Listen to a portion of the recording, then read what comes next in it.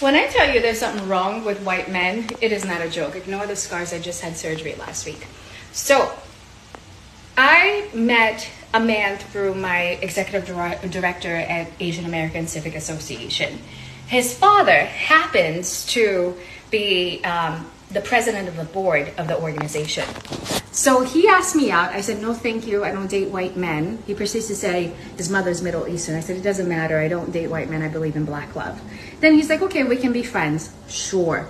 He invites me to a basketball game. But before that, he tells me that he is autistic. And I said, I have PTSD with people with autism because someone with autism sexually assaulted me 6 years ago. And he assured me he was safe. He knows what consent means. Okay. So I agreed to go to the Celtics game with him. His parents have season passes. So we meet at a bar, and two handsome black guys, who are typically my type, shout autistic children when we walk into the bar, and they're looking at me, and I'm looking at him like, they're not calling me autistic, you're autistic. So I'm like, okay, weird, he told people, creepy. We sit at the bar, and a bunch of white women, they're all Scientologists, and I'm not, start saying shit like code, like trying to talk about specific things about my life, about me about to have surgery, like all this shit that I didn't even share with this white man. I'm like, oh Jesus. So we leave the bar to go to where the Celtics are playing, TD Garden, and a bunch of white men start shouting at me and holding t-shirts that say fuck him, and they're shouting in my face, fuck him tonight. And I'm like, what the fuck? And he's pretending like he's shocked too. Then this man asked me if I want a beer when we get to the game. I get a beer and I sit down, and you know, he's talking. I barely could watch again because he's talking so goddamn much. Afterwards, he's like, oh, let me call you a cab or let me walk you to the station. We're going to walk. I'm feeling dizzy and I'm like, I gotta get home. So he's like, let me call you an Uber. I said, no, I got it.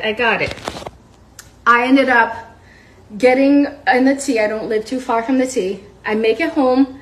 You know, I always share my location with my siblings and my mom. So I make it home, I lock my door, and then I feel dizzy, and I get to bed around like 12:30 at night. I couldn't get out of bed until 3:30 p.m. the next day with a pounding headache. Like, I've had hangovers when I was younger. It was nothing like that. My head was heavy. It felt swollen like I had fucking brain injury. And I'm not allergic to alcohol.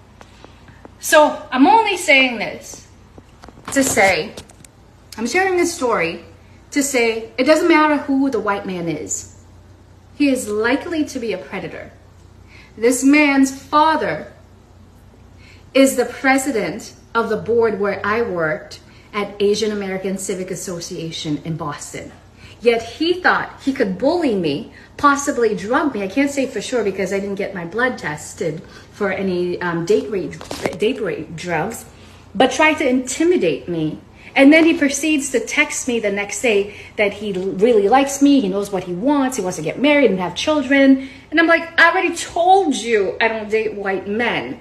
Oh, that's just a thing of the past. Nigga, Donald fucking Trump is not in the motherfucking past. I am so sick of these white people pretending like race is a non-factor. You have audacity because of your whiteness. You feel entitled to my black body because of your whiteness. Shoot, go find your own race, motherfucker.